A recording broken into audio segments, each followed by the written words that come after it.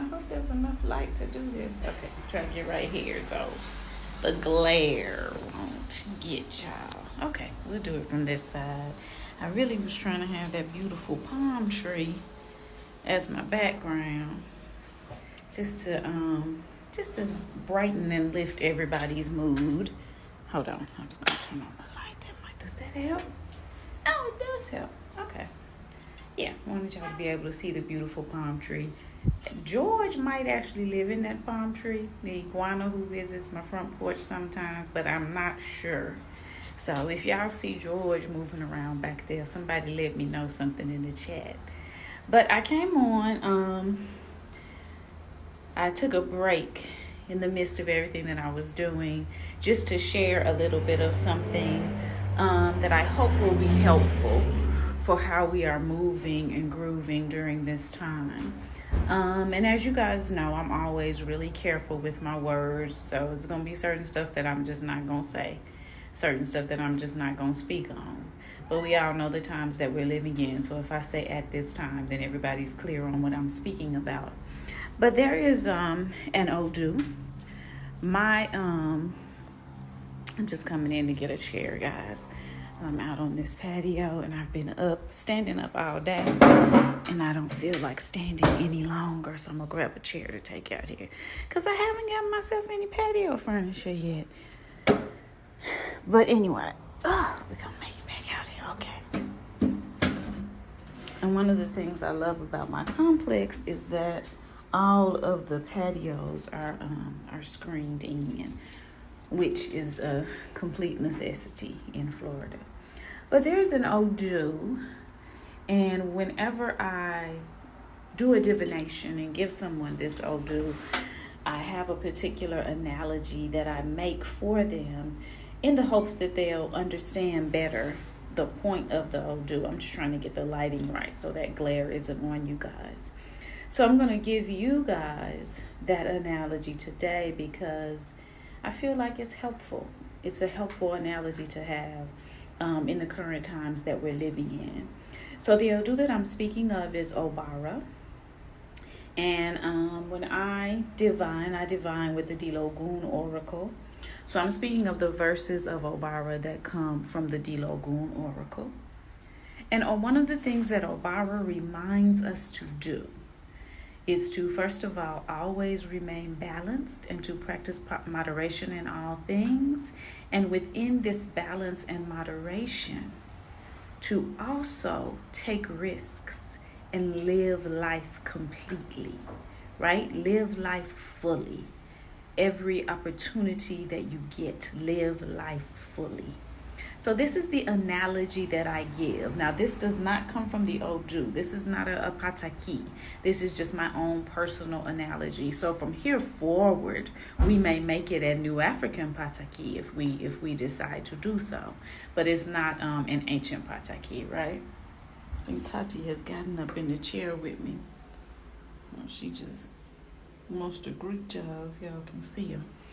But this is the analogy I give. So when my children and I lived in Atlanta, one of the festivals that we attended, because Atlanta, y'all know y'all turn everything into a festival. So by April or May in Atlanta, every weekend there's a festival. There, they have a collard green festival, a bean sprout festival, a palm frond festival. It's a festival every weekend in Atlanta. But when I lived there were some festivals that I loved and some festivals that my children loved, and not many festivals that we could agree upon that all of us enjoyed. But one festival that we all adored was House in the Park. We all loved that House in the Park festival. So this is the festival that I always use for my analogy, okay? So let us imagine that myself and you took my children to the House in the Park festival in Atlanta, right? The children that live with me now are 13 and 10 years old. And let us say that we took our tent and we took our chairs and we prepared food. We had delicious vegan foods, and we had nice blankets to lay out underneath our tent, and we found the perfect spot in the park, and we set up our entire setup, and you and I, the adults, we relaxed in those chairs, and we fixed ourselves something to drink and a plate of food, and we just began to eat and drink and to just have fun and dance and groove to the house music. And let's say that while we were doing this, my 10-year-old and my 13-year-old sat down with us for the entire festival, and they did not get up, and they did not go and play in the playground, and they did not run around the park, and they did not ask to go see what the vendors had to eat, and they didn't go in the pavilion and dance to the house music. If you and I, two adults, took my children to the festival of House in the Park, and they didn't want to dance and run and play and have a good time, what would you and I conclude as adults? What would we think about them as children? Would we say, oh, these children are so well behaved. All they want to do is sit up underneath this tent and be quiet and calm? Or would we say, what's wrong with y'all? How come y'all ain't playing? How come y'all ain't running? How come y'all ain't went to check out the vendors? How come y'all ain't dancing on the pavilion? Y'all don't want to go play on the playground? What would we say? We would say the latter, right? We would wonder why they weren't participating in the festivities as children. Part of the reason that we brought them to House in the Park was to have a good time, right? Was to kick it, right? And if they didn't do that, that would be strange to us, and we would know that something was wrong, that there was something amiss. Well, dear family, brothers and sisters, the ancestral mothers have set us all down in this magnificent festival of life. Life is the festival, right? The Odu teaches us that earth is the marketplace, and Orun, the spiritual realm, is home. Now, I don't know how many of you have been blessed, like I have been blessed, to go to the marketplace in West Africa. But the marketplace in West Africa, oh, baby, that's a festival. That's what we here in America, United States, and the Caribbean would consider a festival. Okay, you go to the marketplace in West Africa, honey, you put your best clothes on. It's music playing. It's food everywhere. All the people are there. The couples are there, and they're dressed alike. And if they have children, the whole family is dressed alike. The marketplace is the festival, guys. So what our ancestors taught us was that this place is the marketplace. It's the festival. Orun is home. So when we come to this place, we're supposed to be kicking it. We're supposed to be having a good time. We're supposed to be having the experiences. And when we just sit somewhere quiet and small and try to be good and not mess anything up, the ancestral mothers say, what is wrong with you? I brought you to this wonderful place. And instead of enjoying it, you're going to sit somewhere small and tiny and not take any risk and try not to be seen? I'm going to tell you what's true. If and when I take my children to House in the Park Festival, are they going to run across somebody else's blanket, somebody who's sitting beside us at the festival, and maybe knock over somebody's beer? They most certainly will.